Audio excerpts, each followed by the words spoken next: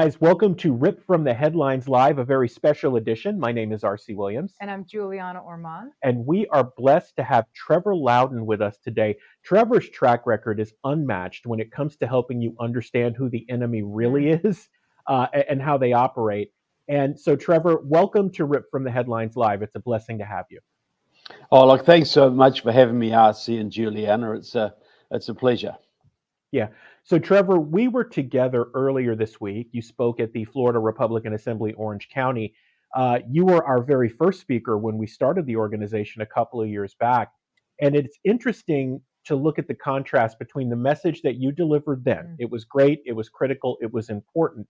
But it was interesting in contrast to see what you did the other night and how far down the road we've gotten from where we were. So if you can do this for the audience, give them a bit of background on you and your story, and then start to connect the dots for us about the enemies within the United States, because I don't think a lot of people understand just how many of them there are and where they actually reside. Well, thanks very much. As you can tell by my southern accent, I'm from New Zealand, way down in the South Pacific, but I live now in Florida. I'm married to an American. I've been coming here for over 10 Before I moved here, I was coming here since about 2011, doing speaking tours all over the United States, basically warning that Obama was bringing a Marxist revolution to America, and that would be done through illegal immigration, through putting bad people into the bureaucracies, taking over organizations, empowering the labor union movement, disarming America and empowering America's enemies. Also, basically destroying America's energy sector. So I warned about all those things way back. And then I started talking also about the Marxist influence in the churches, which is very, very critical. And so what 3 years ago, I would have been talking about how that was developing. Now I'm talking about how we're full blown. You know, who would have predicted a few years ago you'd have 8 million people coming across the southern border in a few months? That would have seemed crazy even at the beginning of the Obama administration. But that's what we've got. Who would have predicted that a military is being destroyed before our very eyes? Good officers are being driven out. Who would have predicted the growth of the transgender movement, which is a Marxist movement funded by, at least partially, by the Chinese? Who would have predicted that we have a president destroying our energy industry, cutting all the drilling he possibly can? And who would have predicted that the middle class was being impoverished and there's serious talk of civil war in the country? Who would have predicted? So all of this is the revolutionary process driven by our enemies, specifically China, with help from Iran and Russia and Cuba and North Korea, who have organizations within America who are working with our Congress members and senators, controlling the unions, controlling a lot of the big social movements, and their aim is to divide and cause chaos in America with their to take America off the world stage. So if America's no longer there, the bad guys can just run crazy, which they are doing now. So the goal is to bring down America, bring America to its knees, and we're about 70% there. You know, and if this election goes the wrong way and Biden legalizes 10, 20, 30, 40 million illegal immigrants and gives them voting rights, who will then vote 90% for a certain political party, we will have a one-party state in America. It is virtually impossible to come back from that. So, yeah, we're in a revolution. This year is critical, and I devote my time and energy to waking Americans up and getting them active in what could be our last chance to save this great country. Why do you think we became so complacent? What happened that, Obama got in and he was able to really divide the country and do everything that you just said? Well, look, there's a cycle, hard times breed strong men. Strong men create good times. Good times create weak Weekend. people, complacent people, lazy people that fall into tyranny, and then it goes, it's a cycle. So when Obama came to power in 2008, America was doing pretty well. People were pretty prosperous. People were pretty complacent. And people thought, there'd just been the big Gulf War and all that kind of thing. And under George Bush won, and it was a total, victory for America. Nobody could challenge America. Americans are feeling pretty confident. Let's just have a black president. Let's just show the world that we've gone beyond our racism, and let's have a black president. He can't do any harm, can he? Even if he is a bit of a leftist, what's the matter? Let's just show how liberal and tolerant and progressive we are. And they did it, and he started the destruction of the military, started the takeover of the government departments, which we're seeing now, the FBI, the Justice Department, the CIA, started the war on energy, started the war on coal, started the mass indoctrination of American kids. Yeah, he could do a lot of damage because he was a fully trained Marxist, Leninist, communist, and he brought a whole agenda with him. His agenda was written before he was elected. So this is, America was just too arrogant, too lazy, too complacent. We got fat and rich and happy and lazy, and that makes us easy mark for criminal types. And leftists are basically political criminals. They want our stuff. And if we don't protect our stuff, they'll come for it. Trevor, can you speak to the importance of looking locally to our politicians? Everyone goes, oh, we need to talk about, the presidential race and whatnot. But it almost seems like that's not really as important as our local races. So I think that we've lost a lot of ground because we don't have control locally. What do you say? Well, I think, see, the standard bearer of the conservative movement and the constitutionalists in America, which are the majority, is the Republican Party. But the Republican Party lost its way after Reagan. They became a business club. They became a networking opportunity. They became little power bases. And about 30 years ago, the RNC abandoned party building in favor of sending all their money to K Street. Let's not worry about building parties on the ground. Let's win elections by giving our friends in K Street hundreds of millions of dollars, which they will kick back part of to us. And that was the Republican Party model, and still is to a degree. So this was just ripe, for local takeovers, because Democrats in conservative areas run as Republicans. They do that all the time. They run a lot of nonpartisan races. They take over school boards. They take over county commissions. They take over all of the local machinery, the education, the county commissions, and they funnel money to their friends. They funnel money to their friendly consultants. They indoctrinate our children. They bring in Marxist textbooks. My son was in Wiki Wachi High School for a while up in north, up north of Tampa. And that was a very conservative area. But the textbooks you bring home were just pure Marxist. Pure Marxist, because nobody was paying any attention to the school boards. Nobody was paying any attention, to anything. So, communists and Marxists do what they do. Their whole goal every morning is to get up and say, how can we get more power today? Whereas conservatives, they get up and think, should I go to church? Maybe I could play some golf. I want to go spend some time with the grandchildren. I'll work on this new business plan for the business I've got going. I will go down to the library and do some research. I'll go fishing, whatever. Conservatives have interests and families and businesses and churches. Communists just have power.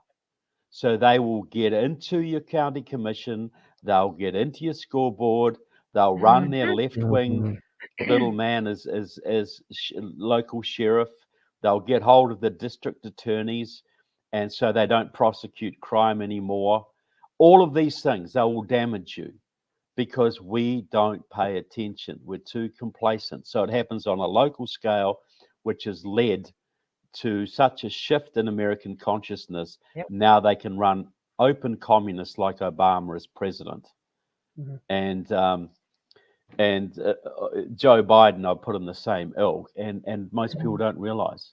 So it's not a surprise. Look, for 100 years, the communist movement, which is still very strong around the world, stronger than ever, they have known you could never take America from the outside, That's right. but Mhm. you could use America's generosity of spirit and their open society and their trusting nature to infiltrate your people into churches, into teachers' colleges, into journalism schools to change the consciousness of America so that a new generation of American kids would grow up hating their own country Yep. and think that the left-wing ideas were somehow okay.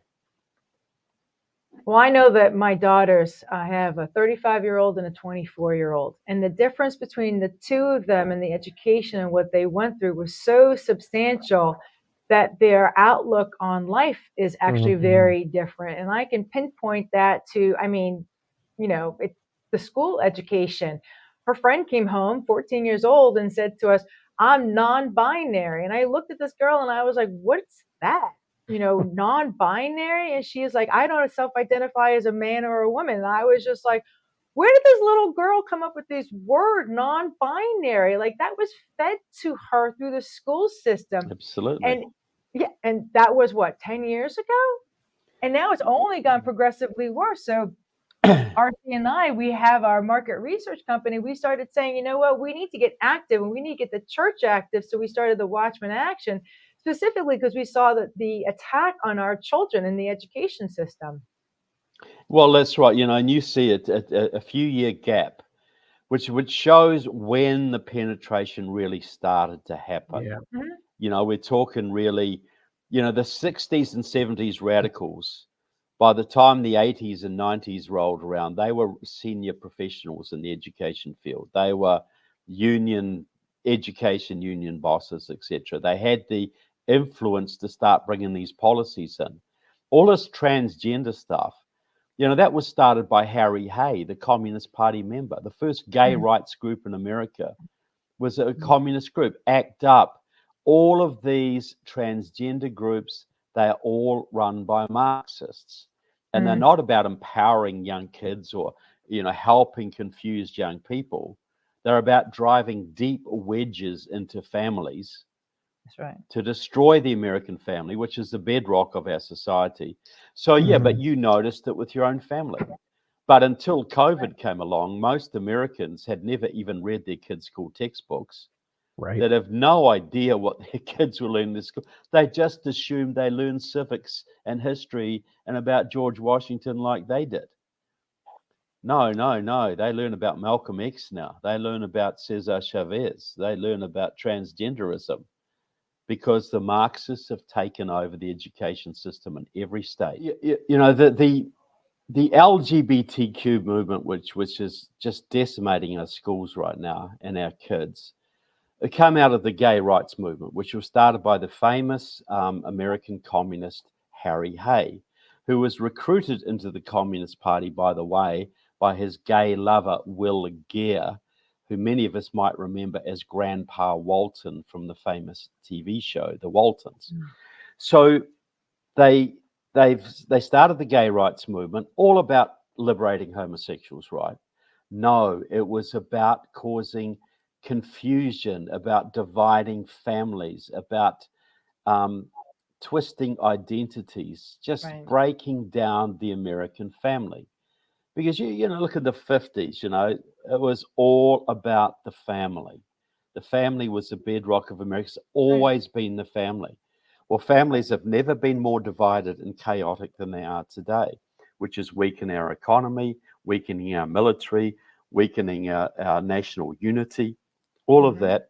This is purely a communist movement, 100%. But how many Americans do you think see it that way? They just think, well, where did these crazy ideas come from?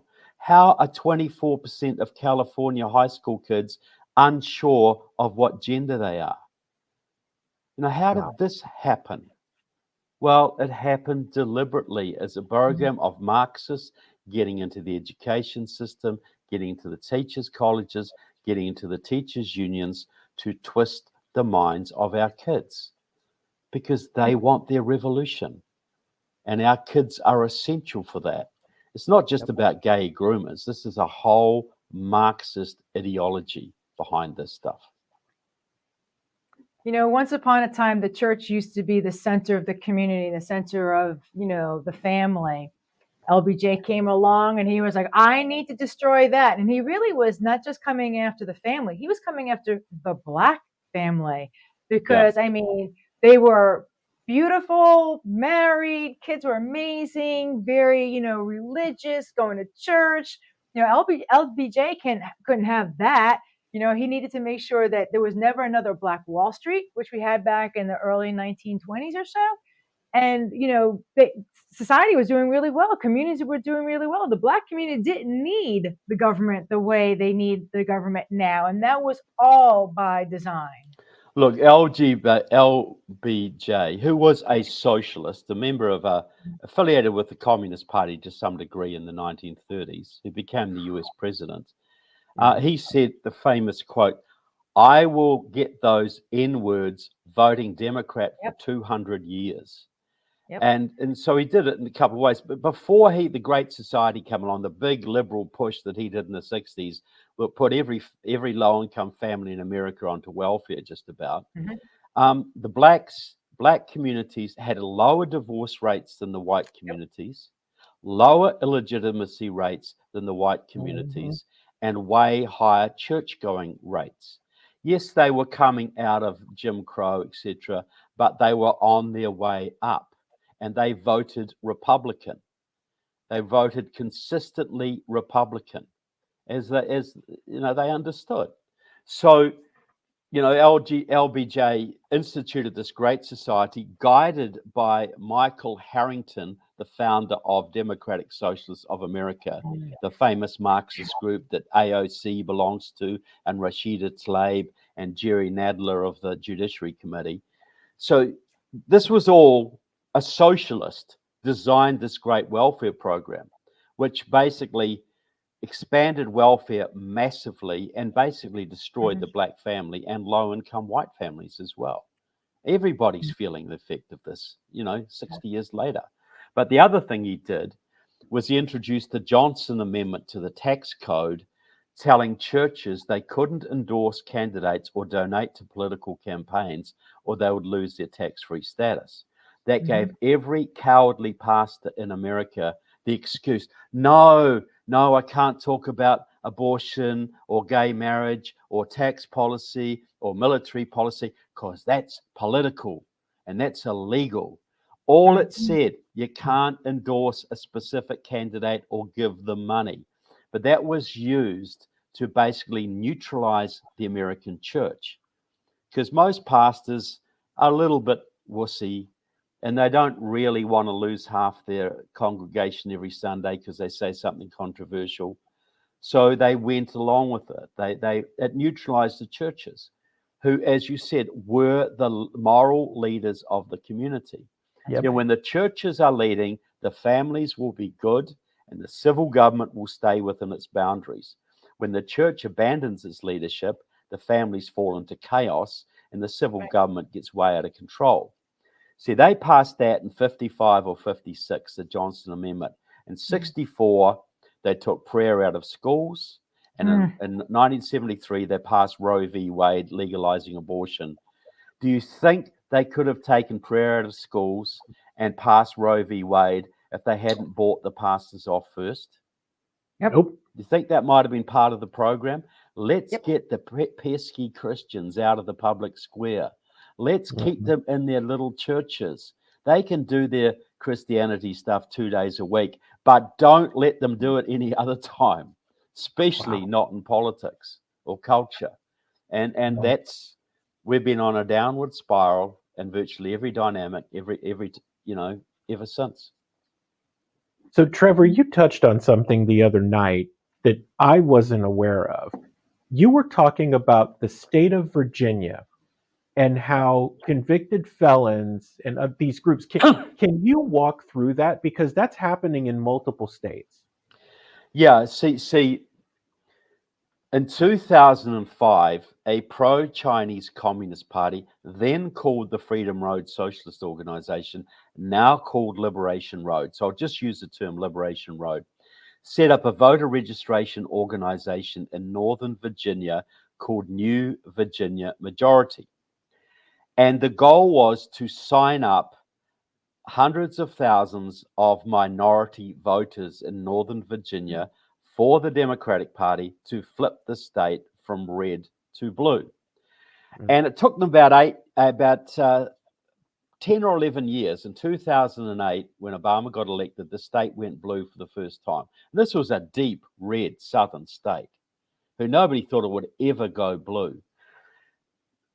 This was done because they signed up over 300,000 minority voters. Wow. And they were using GIS computerized maps, which were generated by a Liberation Road communist called Steve McClure, a graduate of the George Mason University Geography Department, who'd been making those maps. Look, they had every precinct map, so they knew where the Puerto Ricans lived, and the Cambodians, and the Iranians, and the Ghanaians, so they could send the right volunteers into the right neighborhoods, right, to maximize their vote.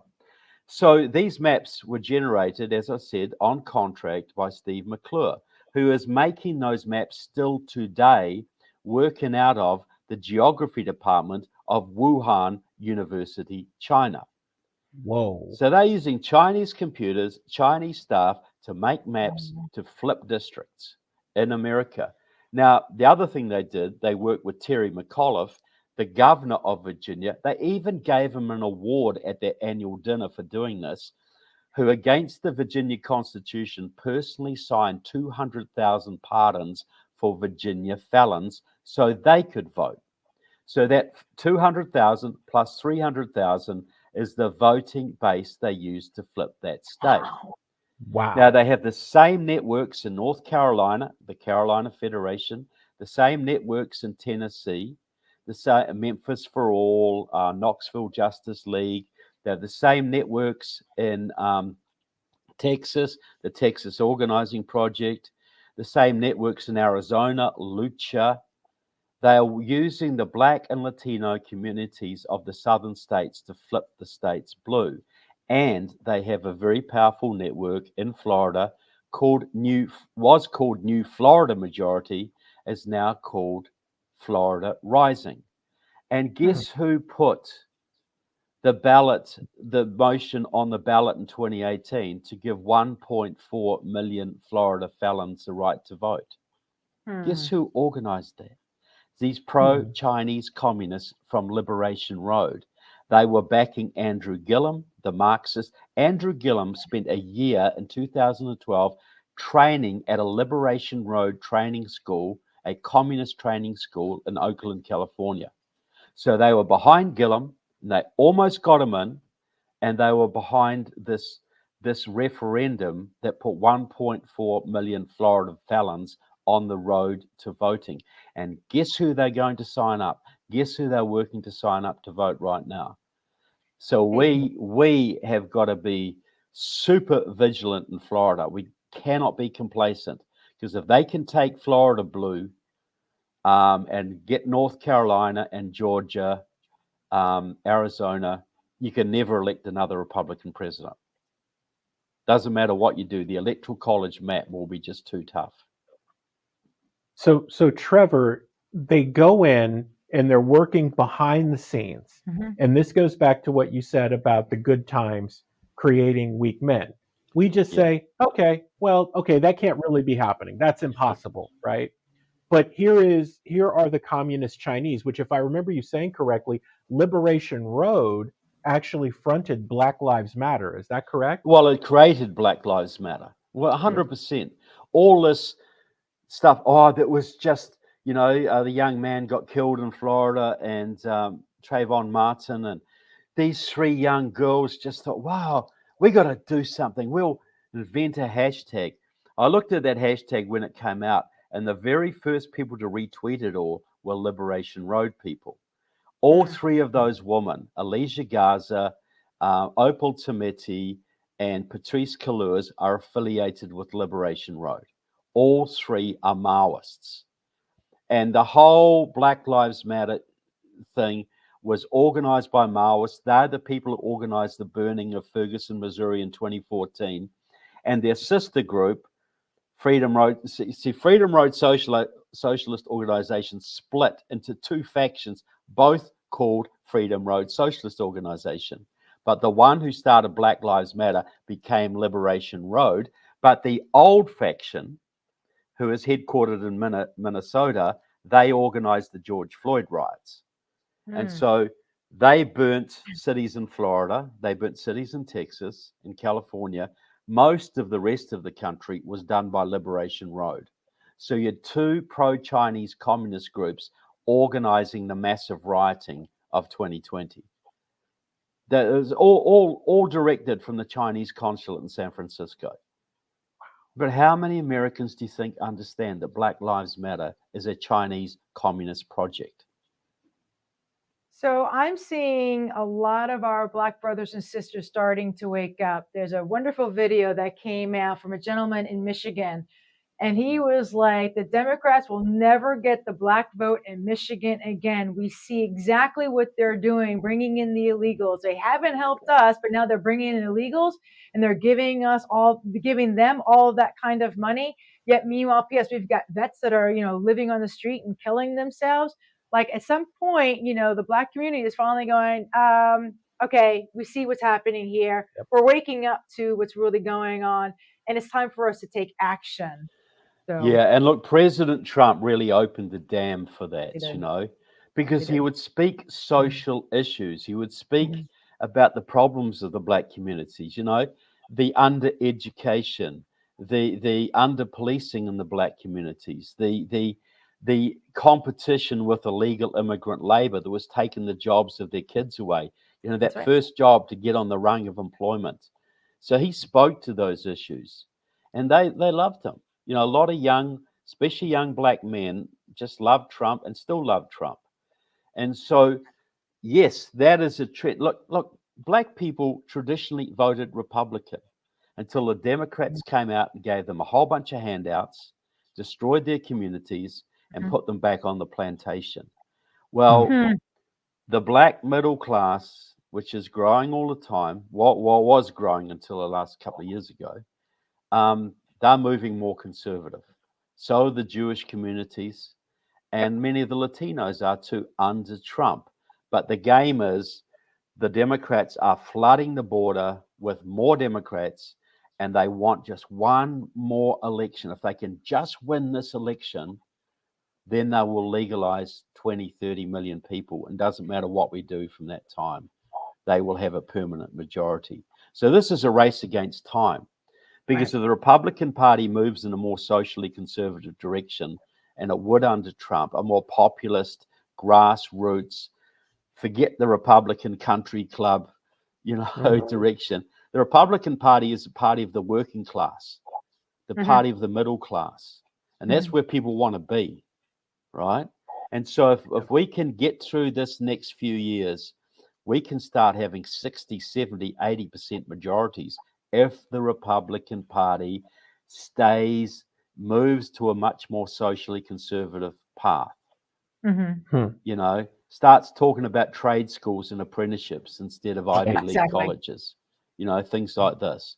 It starts talking about that kind of thing, protecting faith, getting the perverts out of schools, sealing the border, clamping down on even legal immigration for a few years. We got to stop the levels of legal immigration.